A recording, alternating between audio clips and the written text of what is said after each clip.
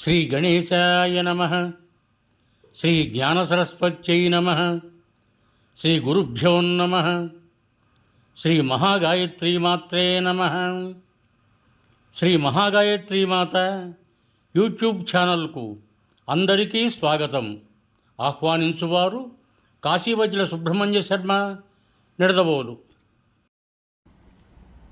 సూర్యుని వలన కుంతిగర్భమున కర్ణుడు జన్మించుట. కొనసాగింపు.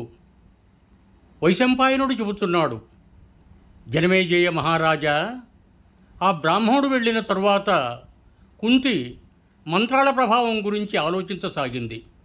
ఆమె ఆ మహాత్ముడిచ్చిన మంత్రం ఎటువంటిదో వెంటనే దాని శక్తిని పరీక్షించి తెలుసుకుంటాను అనుకొన్నది. ఒకరోజున ఆమె భవనంపై నిలబడి ఉదయిస్తున్న సూర్యుని వైపు చూస్తోంది. ఆ సమయంలో ఆమె దృష్టి దివ్యత్వాన్ని పొందింది. దివ్య రూపంతో కవచకుండలధారి అయిన సూర్యనారాయణమూర్తిని ఆమె దర్శించసాగింది. అదే సమయంలో ఆమె మనస్సులో బ్రాహ్మణుడిచ్చిన మంత్రాన్ని పరీక్షించాలనే కుతూహలం కలిగింది. ఆమె విధిపూర్వకంగా ఆచమించి ప్రాణాయామం చేసి సూర్యభగవానుని ఆహ్వానించింది. దానితో అతడు వెంటనే ఆమె వద్దకు వచ్చాడు. అతని శరీరం తేనెవలి పింగళ వర్ణంలో ఉంది. భుజములు విశాలంగా మెడ శంఖం వలె ఉన్నాయి.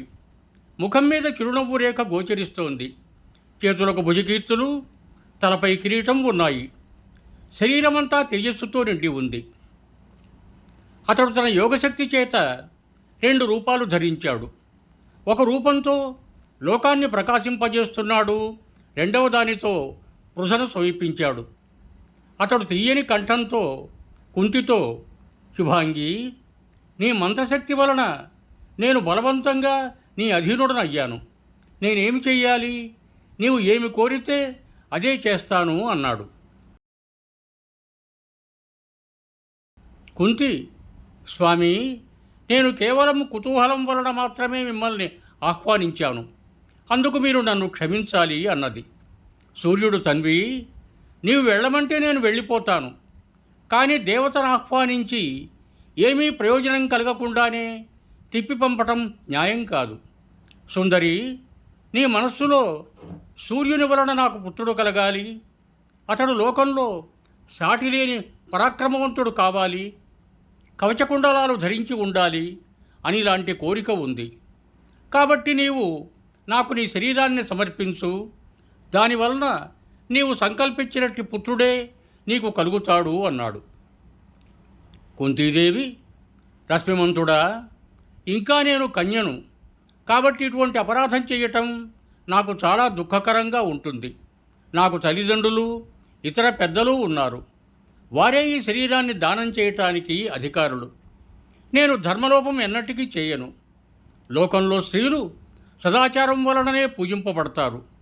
నేను మూర్ఖురాలనై మంత్రబలాన్ని పరీక్షించడానికే మిమ్మల్ని ఆహ్వానించాను. కాబట్టి దేవా, నన్ను బాలికగా తలచి ఈ అపరాధాన్ని మన్నించండి అని ప్రార్థించింది. సూర్యుడు, భీరు, నీవు బాలికవు, అందుకే నేను నిన్ను కొనియాడుతున్నాను.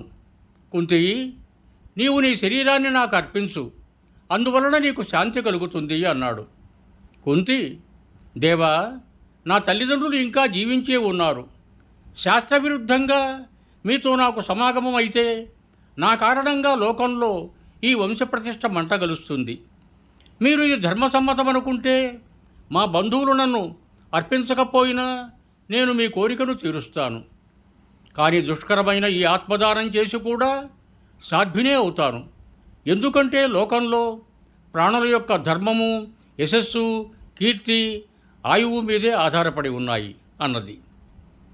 సూర్యుడు, సుందరి, ఇలా చేయటం వలన నీ నడత అధర్మమైనది అని అనిపించుకోదు. అయ్యో, లోకహితాన్ని దృష్టిలో ఉంచుకొని నేను మాత్రం అధర్మాచరణం ఎలా చేయగలుగుతాను అన్నాడు. కుంతి, దేవా, అలా అయితే మీ వలన నాకు పుట్టబోయే పుత్రుడు జన్మసిద్ధంగా కవచకుండలాలు ధరించి ఉండాలి. అప్పుడే నాతో మీ సమాగమం జరుగుతుంది. ఇంకా పుత్రుడు పరాక్రమ రూప సత్యగుణాలు కలిగి తేజోవంతుడై ధర్మసంపన్నుడై ఉండాలి అని నియమం విధించింది. సూర్యుడు, రాజకుమారి, నాకు నా తల్లి అతిథి వలన లభించిన కుండలాలు, ఉత్తమ కవచం నేను ఆ బాలకునికి ఇస్తాను అన్నాడు. వైశంపాయనుడు చెబుతున్నాడు. అప్పుడు సూర్యభగవానుడు తన తేజస్సుతో ఆమెను మోహింపజేశాడు. యోగశక్తి వలన ఆమె లోపల ప్రవేశించి గర్భం కలిగించాడు. ఆమె కన్యాత్వం దూషితం కాలేదు. గర్భాధానమయ్యాక ఆమెకు తెలివి కలిగింది. ఆకాశంలో చంద్రుడు ఉదయించినట్లుగా మాఘశుద్ధ పాడ్యమి రోజున పృథ గర్భవతి అయింది. వేరే ఏ స్త్రీకి కూడా ఈ సంగతి తెలియదు, ఆమె అంతఃపురంలో ఉండే ఒక దాదికి తప్ప. తగిన సమయంలో ఒక దేవతామూర్తి వంటి కాంతిమంతుడైన బాలకుని కుంతీదేవి ప్రసవించింది. అయినా సూర్యభగవాను అనుగ్రహం వలన ఆమె కన్యగానే ఉండిపోయింది. ఆ బాలుడు తన తండ్రి వలనే శరీరం మీద కవచాన్ని, చెవులకు స్వర్ణమయమైన కుండలాలను ధరించి ఉన్నాడు. అతడు సింహనేత్రాలతో, ఎద్దు మూపురం లాంటి మూపురంతో అలరారుతున్నాడు. పృథ తన దాదితో సంప్రదించి ఒక బుట్టను తెప్పించింది.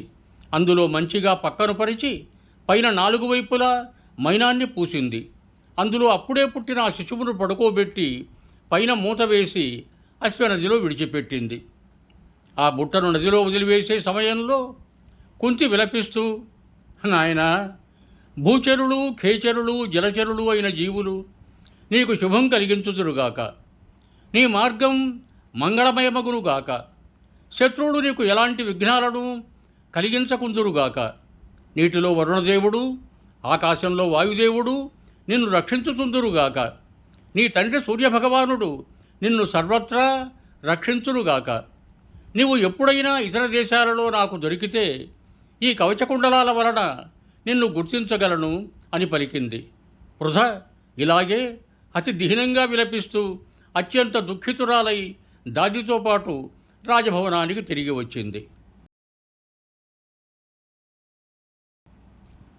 ఆ బుట్ట తేలుతూ సాగుతూ అశ్వనది నుండి చర్మణ్వతి నదికి, అక్కడి నుండి యమునకు చేరుకుంది.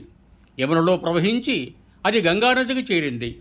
అక్కడ అధిరథుడనే సూతుడు నివసించే చంపాపురానికి వచ్చింది. అదే సమయంలో ధృతరాష్ట్రుని మిత్రుడైన అధిరథుడు తన భార్యతో కలిసి గంగా తీరానికి వచ్చాడు. రాజా, అతని భార్య రాధ లోకంలో సాటిలేని సౌందర్యవతి. కానీ ఆమెకు పుత్రులు కలగలేదు. అందువలన ఆమె కొడుకుల కోసం చాలా ప్రయత్నాలు చేస్తోంది. దైవయోగం వలన ఆమె దృష్టి గంగానదిలో కొట్టుకుపోతున్న బుట్టపై పడింది.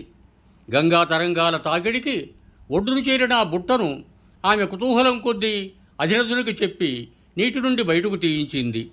దానిని పనిముట్లతో తెరిపించగానే అందులో బాలసూర్యుని ప్రకాశిస్తున్న ఒక బాలకుడు కనిపించాడు. అతడు బంగారు కవచాన్ని ధరించి ఉన్నాడు. అతని ముఖం కుండలాల కాంతితో మెరిసిపోతోంది. ఆ బాలుని చూచి అధిరథుడు, అతని భార్య ఆశ్చర్యచకితులయ్యారు. అధిరథుడు ఆ బాలుడు ఎత్తుకొని తన భార్యతో, ప్రియా, నేను పుట్టింది మొదలుకొని ఇప్పుడే ఇటువంటి విచిత్ర బాలుని చూస్తున్నాను. ఏ దేవకుమారుడో మన దగ్గరకు వచ్చాడనిపిస్తోంది. నాకు సంతానం లేదు కాబట్టి దేవతలే నాకు తప్పక ఈ పుత్రుని ఇచ్చి ఉంటారు అన్నాడు. ఇలా అని అతడు ఆ బాలుడి రాధకిచ్చాడు. రాధ కూడా మృదువుగా శోభాయమానంగా ఉన్న దివ్యరూపుడైన దేవశిశువును విద్యుక్తంగా స్వీకరించి అతనిని నియమానుసారంగా పెంచసాగింది. ఈ రీతిగా ఆ బాలుడు పెరగసాగాడు. అప్పటి నుండి అతడు అధిరథునికి ఔరసపుత్రుడయ్యాడు. ఆ బాలకుడు బంగారు కవచంతో, బంగారు కుండలాలతో ఉండటం చూచి బ్రాహ్మణులు అతనికి వసుషేణుడు అని పేరు పెట్టారు. ఈ విధంగా మహాపరాక్రమ సంపన్నుడైన బాలుడు సూతపుత్రుడిగా పిలువబడుతున్నాడు. వసుషేణుడు లేదా వృష అనే పేర్లతో పిలువబడుతున్నాడు. దివ్య కవచధారి అయిన కారణంగా పృథ కూడా దూతల ద్వారా తన ఆ శ్రేష్ఠపుత్రుడు అంగదేశంలో ఒక సూతుడి ఇంటిలో పెరుగుతున్నాడని తెలుసుకుంది. అతడు పెద్దవాడు కావటం చూచి అధిరథుడు అతనిని విద్యా సముపార్జన కోసం హస్తినాపురానికి పంపాడు. అక్కడ అతడు ద్రోణాచార్యుని వద్ద అస్త్రవిద్య నేర్చుకోసాగాడు. ఈ రకంగా అతనికి దుర్యోధనుడితో మైత్రి ఏర్పడింది. అతడు ద్రోణ కృపల వద్ద, పరశురాముని వద్ద 4 రకాల అస్త్ర సంచలనాలను నేర్చుకున్నాడు. ఈ రీతిగా మహాధనుర్ధరుడై లోకమంతటా ప్రసిద్ధుడయ్యాడు.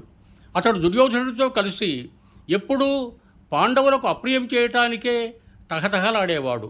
ఎప్పుడూ అర్జునుడితో యుద్ధం చేయటానికి దారులు వెతుకుతూ ఉండేవాడు. జనమేజయ మహారాజా, సూర్యుని వలన కుంత్రీ గర్భం నుండి కర్ణుడు జన్మించాడు. కర్ణుని కవచకుండలాలను చూచి యుధిష్ఠిరుడు అతడు యుద్ధంలో అజేయుడిని భావించేవాడు. అందుకనే అతనికి చింత కలుగుతూ ఉండేది. కర్ణుడు మధ్యాహ్న సమయంలో నీటిలో నిలబడి చేతులు జోడించి సూర్యుని స్తుతిస్తూ ఉండేవాడు. ఆ సమయంలో బ్రాహ్మణులు ధనేచ్ఛతో అతని చుట్టుపక్కలే తిరుగుతూ ఉండేవారు. ఎందుకంటే అతడు బుద్ధ బ్రాహ్మణులకు ఈయలేని వస్తువేదీ ఉండేది కాదు. ఓం భూయాత్ సర్వే జనా సుఖినో భవంతు. ధన్యవాదములు. మీకు నా ఈ వీడియో నచ్చినట్టయితే దయచేసి ఒక లైక్ కొట్టి మీ బంధుమిత్రులకు కూడా నా ఈ వీడియోను షేర్ చేయగలరు. అదేవిధంగా నా ఛానల్ శ్రీ మహాగాయత్రీమాత యూట్యూబ్ ఛానల్ను సబ్స్క్రైబ్ చేయ ప్రార్థన.